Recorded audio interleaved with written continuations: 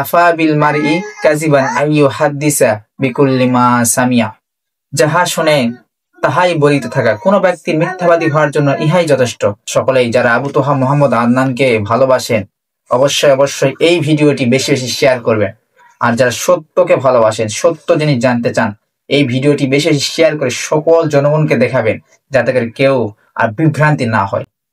আসসালামু আলাইকুম প্রিয় দর্শক, আপনারা গত 2 দিন যাবৎ ফেসবুকে ঢুকলেই শুধু দেখতে পাচ্ছেন যে মোহাম্মদ আবু তোহা মোহাম্মদ আদনান, যে দায়ী, যে ইসলামিক স্কলার, যে সর্বদাই আখিরাত নিয়ে কথা বলে, কিয়ামত নিয়ে কথা বলে, সে জামানার বিষয় নিয়ে আলোচনা করে, আমার পছন্দের একজন বক্তা। আমি পূর্বে তাকে ভালোবাসি, শ্রদ্ধা করি, এখনো ভালোবাসি এবং সামনেও ভালোবাসবো আশা করা যায়।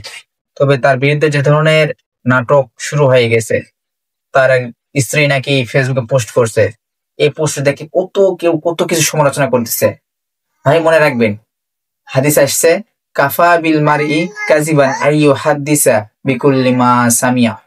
যাহা শুনে তাহাই বলিতে থাকা, কোন ব্যক্তির মিথ্যাবাদী হওয়ার জন্য ইহাই যথেষ্ট, আর বেশি দরকার নাই। তো সুতরাং আপনারা যারা দেখতেছেন, এইটাই যদি সরাসরি কোনো কিছু বিবেচনা না করে বলতে থাকেন, তাইলে কিন্তু এটাই মিথ্যাবাদী হওয়ার জন্য যথেষ্ট। আর মিথ্যাবাদীরা হচ্ছে মুনাফিকদের চরিত্র। তো সুতরাং মুনাফিকের খাতায় নাম লিখাবেন না, আগে সম্পূর্ণ বিষয়গুলো শুনুন, আগে জানুন তার কি অবস্থা, আসলেই কি এই ধরনের কোনো কাজ করছে কিনা, বা তার স্ত্রী সরাসরি লাইভে এসে বলেন বা মুক্তি কোনো ভিডিও বার্তায় বলেন, এই ধরনের কোনো ভাই পোস্ট হতেই পারে, এটা যেই হ্যাক করতে পারে, এটা স্বাভাবিক বিষয়। তবে আপনারা যেগুলো প্রমাণ করতেছেন, তো আসলে এখন কিছু বলা যাবে না। তিনি যদি খারাপ হন, তো তারপর যদি আবার ফিরে আসেন, তো আলহামদুলিল্লাহ। যদি সে হাতে তিনি আবার বিপদে মানে যে বাম পথ যেটা রয়েছে, এই পথে যদি চলে যান, তাইলে তো তাকে আমরা যে দায়ীর জায়গায় রাখছিলাম, সেখান থেকে তার নামটা কাটা দিলাম।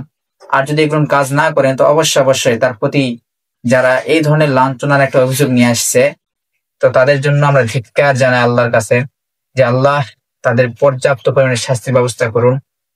আর যদি আবু তোহা মোহাম্মদ আদনান দোষী হয়, তারও যেন একটা পর্যাপ্ত পরিমাণে শাস্তির ব্যবস্থা থাকে। তবে আমার চোখে এটার কোনো দোষী নাই। ইসলামে যদি 4টা মেয়েকে বিয়ে করা যায় একসঙ্গে, তাহলে সে যদি চায়, মনের ইচ্ছা থাকে, তাহলে তো তার যদি সামর্থ্য থাকে 2টা বিয়ে করার সমস্যা কি? আপনারা ওই যে হিন্দুদের কালচার, বিধর্মীদের কালচার এই মুসলিমদের সমাজে নিয়ে আসবেন না, এটা মাথায় রাখবেন। এটা কিন্তু ওই বামপন্থী যারা রয়েছে তাদের কালচার। সুতরাং তাদের কালচার ইসলামের কালচারের সঙ্গে অ্যাডজাস্ট করলে হবে না। আমার মন চাইছে আমি 2টা বিয়ে করবো, 3টা বিয়ে করবো, আমি বউকে প্রত্যেকটা বইয়ের ঠিক মতো ভার প্রদান করতে পারবো, তাইলে সমস্যা কি? রাসূল সাল্লাল্লাহু আলাইহি ওয়াসাল্লামের থেকে এই অনুমতি রয়েছে। তো সুতরাং এই সকল বিষয় নিয়ে এতটা জলঘোলা করবেন না, এতটা লাঞ্ছনার মতো অপবাদ আবু তোহা মোহাম্মদ আদনান হুজুরকে দিবেন না। আমরা প্রত্যেকেই তাকে ভালোবাসি এবং ভালোবাসবো ইনশাআল্লাহ।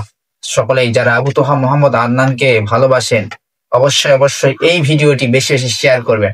আর যারা সত্যকে ভালোবাসেন, সত্য জিনিস জানতে চান, এই ভিডিওটি বেশি বেশি শেয়ার করে সকল জনগণকে দেখাবেন, যাতে করে কেউ আর বিভ্রান্তি না হয়। আসসালামু আলাইকুম।